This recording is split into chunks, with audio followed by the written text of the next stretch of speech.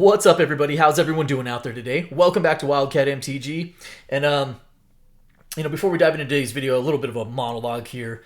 I don't have a lot of gripes about the sets we've gotten this year. In fact, by and large, I think most of the sets have been a big success. One of the past criticisms of Modern Horizons sets, because we got Modern Horizons 3, and for me, that set's an absolute banger. But one of the criticisms that we've gotten, I think is fair, about Horizon sets in general is that they essentially are a soft rotation on Modern. And so, one of my challenges this year is that we got Modern Horizons 3, we got to play with that set for all of a month, which was essentially a soft rotation on Modern, and then they immediately made another straight to Modern set that essentially ended up being another soft rotation on Modern because of the number of cards from this set that took over Modern and completely turned it on its face, and that is the Assassin's Creed set, produced as, instead of a Commander set, a straight to Modern set. And yeah, I'm joking. I don't understand why they made this a straight to Modern set at all. Why couldn't it just be like the Fallout or Doctor Who, where they made Commander decks and then they made collector boxes just for cool versions of those? I don't understand why this was a straight to Modern set. Why did they give us Modern Horizons 3 Commander decks and then not give us Commander decks for Assassin's Creed, but then make it a set that has had zero impact on the actual Modern format? Anyways, that aside, I wasn't a fan of. I'm not a fan of the IP in general, and that's okay. Like, it's not for everybody. Whereas I was super excited about Fallout, I understand there's probably a ton of people out there that are like, I don't care. But with Assassin's Creed, I mostly didn't enjoy the pricing. I don't understand the Beyond boosters. It didn't work so spectacularly well with Epilogue to begin with. I will say, from a financial standpoint, that I think Beyond boosters are going to hold better than Epilogue, and I do want to have that be part of the conversation here today. As of the filming of these videos, these Beyond boosters now are down to about $95 a box, which to me was an enticing price point to say, let's give it a whirl. I was completely out on the collector boxes when people were like $400 for a collector box of Assassin's Creed, and I'm like, cool, pass. But there are some good reprints in here. One of the things that sort of separates this from Epilogue is that there are some reprints in there. I think that adds a little bit of equity to the actual Beyond boosters itself. I've said so much, and yet I've opened so little packs. Let's dive on and let's crack some packs, and I'll continue along my my diatribe here. So as I mentioned, as of this filming of this video, they're about $95 a Beyond booster box. To me, that is a much more attractive price point. And as I mentioned, I do think that some of the reprints in the set are going to buoy the financial value of the Beyond boosters far more than the Epilogue from Aftermath could be buoyed. Sort of Feast and Famine, sort of Light and Shadow. One of the things, as I was looking over this set, that was really, really attractive to me is there is a lot of really good uncommons in this. Good reprints, Reconnaissance and Coastal Piracy, even things like Fatal Pushes. So, from a playability standpoint and from a just getting cards that you can jam into some decks, I think that there's some good upside here. I don't know. Let's see how this thing goes. All right. There's only like 7 cards in this pack, right? So I'm going to fly through the commons and uncommons for the most part, but I do want to kind of showcase them. Javi the Allfather as our first rare. Alexio, sure. And then I've only watched like one of these even get open. That's how in on this set I was to begin with. So it looks like we get like one of these, showcase cards per pack. Okay.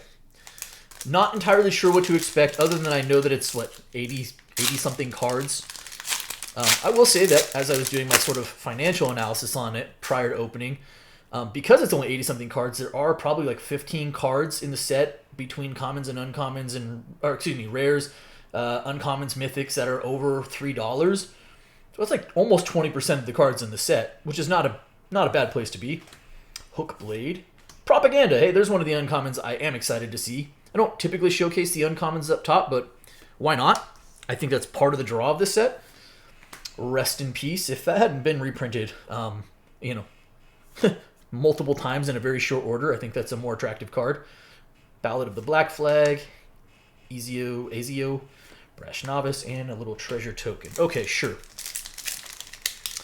And again, if Assassin's Creed is your jam, like, don't let me dissuade that, and I'm sure it won't, right? I'm not trying to talk you out of this.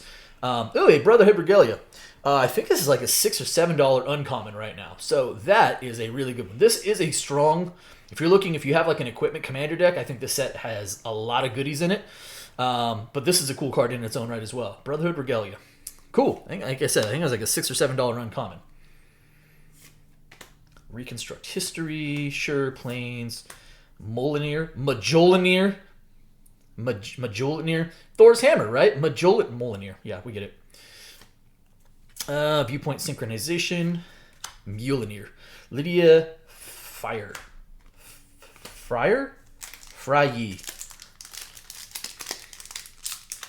Festival. Okay.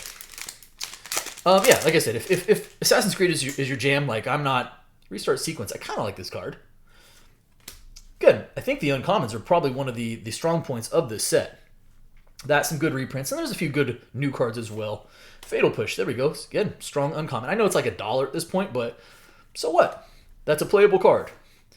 All right. First mythic is Ivor Wolfkist.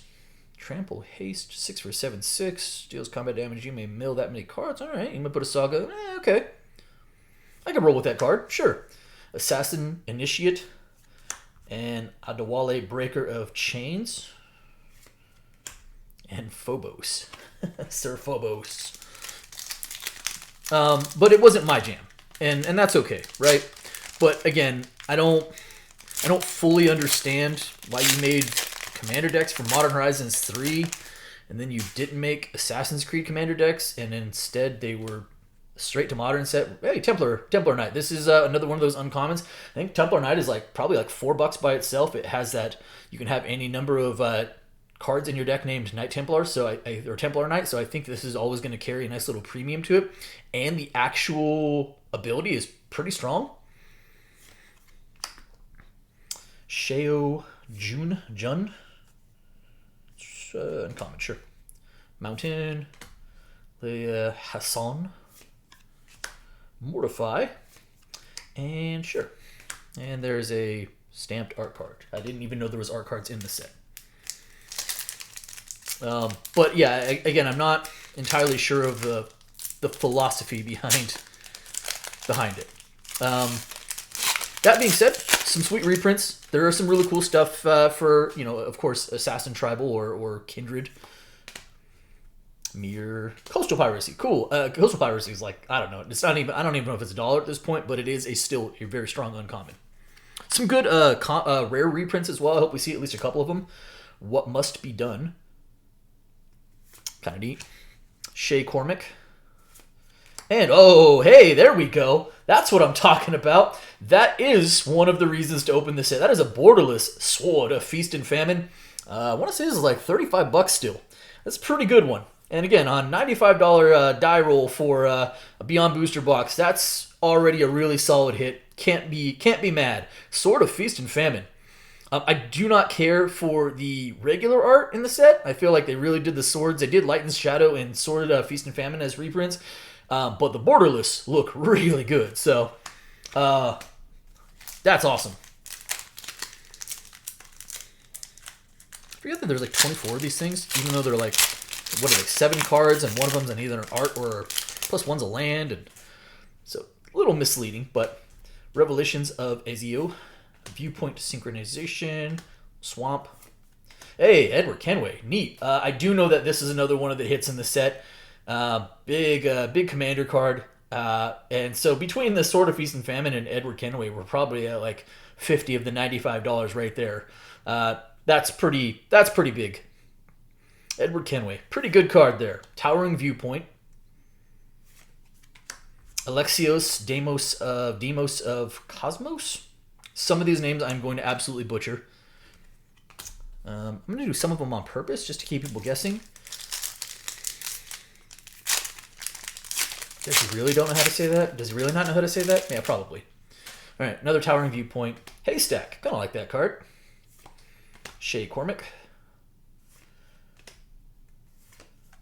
Aya of Alexandria as a rare. Tax Collector, kind of like Tax Collector, kind of a cool uncommon. Another Shay Cormac, sure. And a Mysterious Creature. Well, the good news is, no matter how the rest of this box goes, with a borderless Sword of Feast and Famine and an Edward Kenway, we've done some good things. Again, a Brotherhood I believe is like a $6 or $7 uncommon. I think Templar Knight is like $4. So wouldn't mind seeing oh yeah, go for the There's another really good, sees a lot of play as a uncommon. Quality removal spell. Bleeding effect. Mythic is Leonardo da Vinci. I think Leonardo's pretty cool. I don't think Leonardo... I don't recall this being one of the cards that stuck out to me as far as being a big value pull, but not unhappy about that.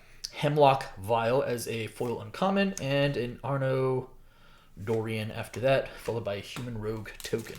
As I was saying, yeah, I think between Kenway and the borderless Sword of Feast and Famine, we're already in decent shape here. Monastery Raid. Become Anonymous. I think that card's kind of cool. Terminate. Good old Terminate. I remember Terminate was just like premium removal. Jacob Fry. Another Dorian. Another Breaker of Chains. Okay. Sure, why not? I'm curious about the mythic count, so that'll just put us at 4 mythics as well. Wonder if we can get like a showcase. One of those as a showcase. Also, I'm not really sure how often the borderless show up. Alright. Adestria. Hemlock Vial. Palazzo Archers. Land. Socrates, or Socrates. That's a Bill and Ted reference, for those of you who are unfamiliar. Oh, Caduceus, Staff of Hermes as a foil rare. I think this card actually does have some value as well. I can't remember offhand. It is one of the cards that stuck out to me as having some value as a rare.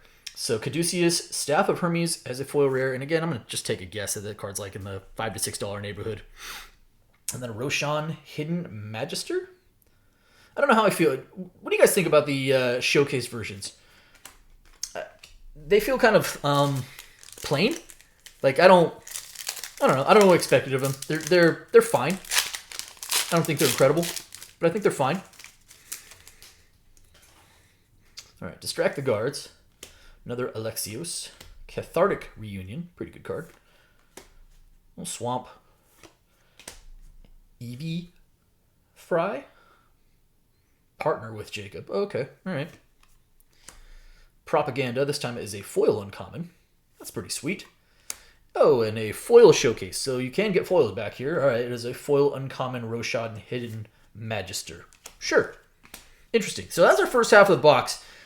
Obviously, largely buoyed by Edward Kenway and Sword of the Feast and Famine. Well, it's not like we have a ton going on up here. Sure, why not? We'll put the foil propaganda up there. But I'm really happy with some of the uncommons, which again, to me, in researching it before I decided to actually dive in and obtain a box, I was like, you know what? There's a fair amount of uncommons in here. Just, I don't care if it's $1 Fatal Push. It's like, I still have use for Fatal Pushes. Assassin's Gauntlet, Palazzo Archer. A lot of good playables, and I do like that. There we go. So there is a reprint. That was a positive reprint, I guess. I think Black Market Connections is still sitting at about $9 or $10, and this card is an absolute house in Commander, so we are fans. Escape Valhalla, and it's at least our second time we've pulled that card. All right. Hey, cool. I'm down with a Black Market Connections, though. Can't be mad. Prior to the reprint was, what, $20? Chain Assassination, free running, destroy target creature. If another creature died this turn, draw a card. Oh. Okay, alright. Free running is an interesting mechanic. Alright, Arno Dorian. Hey, Reconnaissance. There is one of the uncommons that I definitely wanted to see. At least one or two of in a box, so happy about that. That card is quite good for Commander. Excalibur. I do believe this is another one of the rares in the set that also carries some value. I want to say, man, 7? Question mark? Like, I don't think it's Black Market Connections, but it is a quality rare. And I do have a foil rare. I am definitely going to butcher this, so I don't know. I'm not even going to try it. I don't want to butcher it. That is a foil rare, though. And then another Brash Novice. Okay. Rakuten? No, I don't know.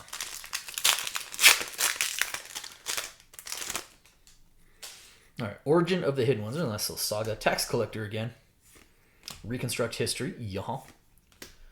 Swamp. Bayek of Siwa as a rare. Followed by Eagle Vision. 2 mana to draw 3 cards. If you can trigger that free running is pretty exceptionally good. And then Arbaz Mir. Another uncommon there. Yeah, all right.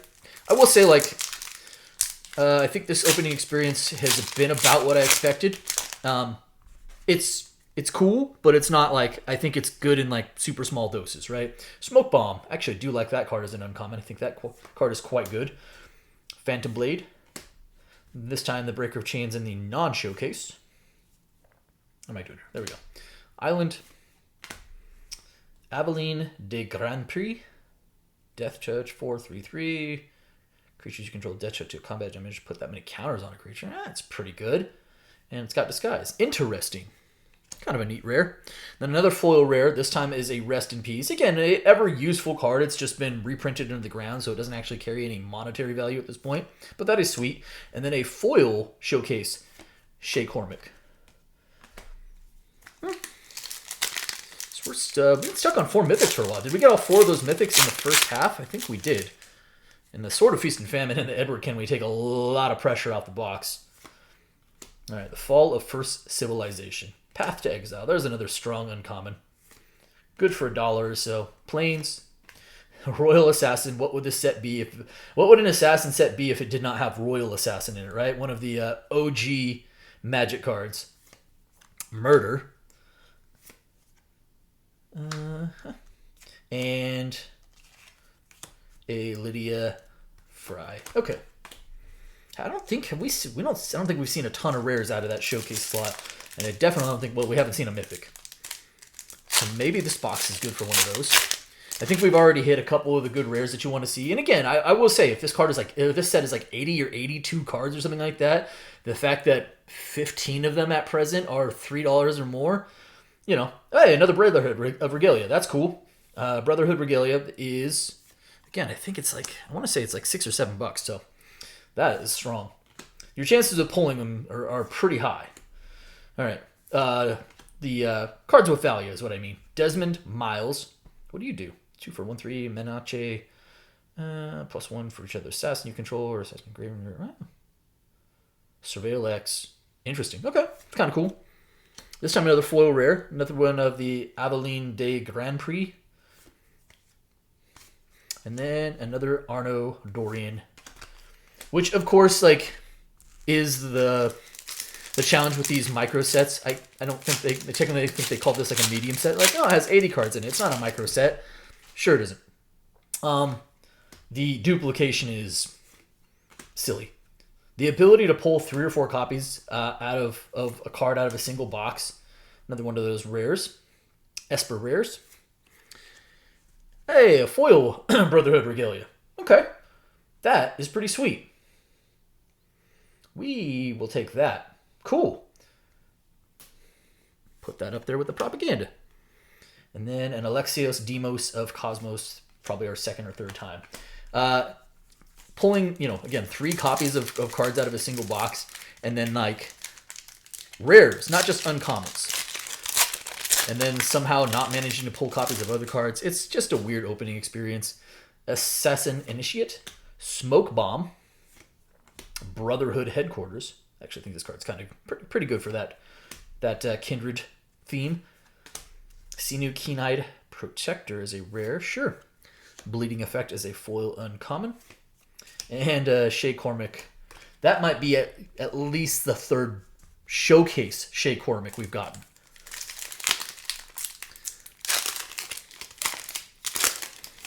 Like, from a value standpoint, oh, hey, another Templar Knight. Cool. Down with that. From a value perspective, like, I think now at 95 per box, obviously you're not going to pull necessarily a borderless Sword of Feast and Famine, but I think there's decent value. That doesn't make it a particularly insane opening experience. Hey, there we go. How about a 2nd Sword of Feast and Famine? I actually think these are probably pretty tough to pull. It is a mythic, and it is also a really good mythic. Not sure if you believe in seeded mythics or not, but the fact that we pulled the borderless and a regular Sword of Feast and Famine in here is huge. I want to say this is still like $20.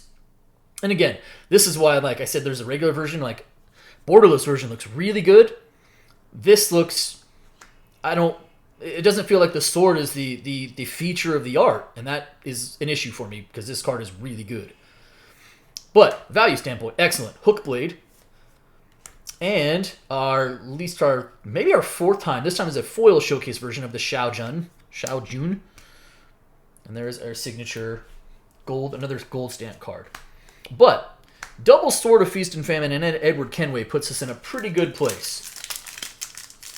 Pretty good. Looks like we have 3 packs left. This box will be a success from a value standpoint. And I'll let you guys decide whether you find this to be a super fun opening experience. Lydia Fry. Mountain. Mythic. Yggdrasil Rebirth Engine. I think this is like a couple of bucks. I don't think this is one of the more sought after mythics, but you know what? From a value standpoint, not going to complain because we have already done great things from the mythic standpoint. Roshan Hidden Magister is a foil uncommon. Oh, hey, it's borderless Socrates. Athenian Teacher. I do not know if this has value offhand. I don't immediately recall. I don't think so. I'm still going to put it up top because I think it's a borderless Socrates, and that's really cool. All right, 2 packs left. Overpowering Attack. Tax Collector. Probably our 3rd Tax Collector. Mortify. Oh, hey, Waterlogged Grove. You can get borderless lands. Okay, neat. I really wasn't sure. I really dig that there's like a whole landscape thing. There's a whole panoramic thing if you get all of them. It's neat. Waterlogged Grove is probably a couple of bucks, not huge value. I don't even think the Modern Horizons one, outside of like it being a foil version of it, is worth anything at this point. But Waterlogged Grove, still a very good card. Desynchronization, also a pretty good rare. I think it's very playable. I don't remember it being a value target, but that's okay. And then a foil Reconnaissance, which is pretty cool. And I think Reconnaissance is probably $2 to $3. Another Breaker of Chains. All right. Last pack. I'm going to go out on a limb here and say this box is quite good for, the $95 investment. We have absolutely crushed it from a value standpoint, I do believe. I do declare. Hey, Coastal Piracy again. Cool. All right. Basim Ishak? I don't know. Actually, kind of a cool card, though. Don't remember if this has value or not. Doesn't immediately resonate, but I could be wrong on that, and that's fine. Hidden Footblade, and then another Roshan back there. So just real quick, before we talk about the value aspect of it, just the duplication is pretty out of control here. That is, what do I need? What do I need all the duplication for here out of the showcase spot? It's kind of absurd. Kind of absurd. How many of these are rare, by the way? Any of these rare? Uncommon, uncommon, uncommon, uncommon.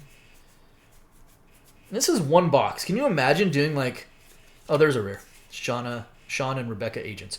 The rest of those were uncommons. Can you imagine opening 3 or 4 boxes of this though, and you'd be like, cool, I have 75 Shea Cormacs.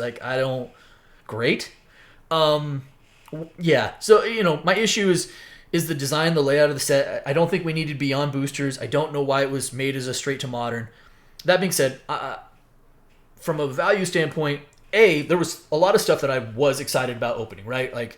Getting Coastal Piracies, getting a couple of Reconnaissance, I was happy about. Those are things that I can put into decks and be happy with. Obviously, Black Market Connections being reprinted is a really nice one. Excalibur, I think, is good equipment. So there was some good stuff in here. There was one mythic I didn't get, and I'm not going to be heartbroken about it. It's the one that the historic mythic that's discounted for every historic card you have in your graveyard, and then you can exile 30 or more mana values, and all your creatures have base 9 and 9. That one seems cool, but that's okay. I'm not going to be heartbroken. I got 2 Sword of Feast and Famines, one of them borderless. I know Edward Kenway has some value to it as well. I want to say that the Excalibur is like $7-8. I think Black Market Connection is like 9 or 10. I do believe the Caduceus staff of Hermes has some value. And then just, again, a lot of really solid uncommons. Again, I believe the Brotherhood Regalia is like $6 to $7 by itself. Getting 2 of those plus a foil version. I can't complain about the value. If I open one of these boxes like every, I don't know, 4 or 5 months, I could probably be like, cool, this is fun to revisit.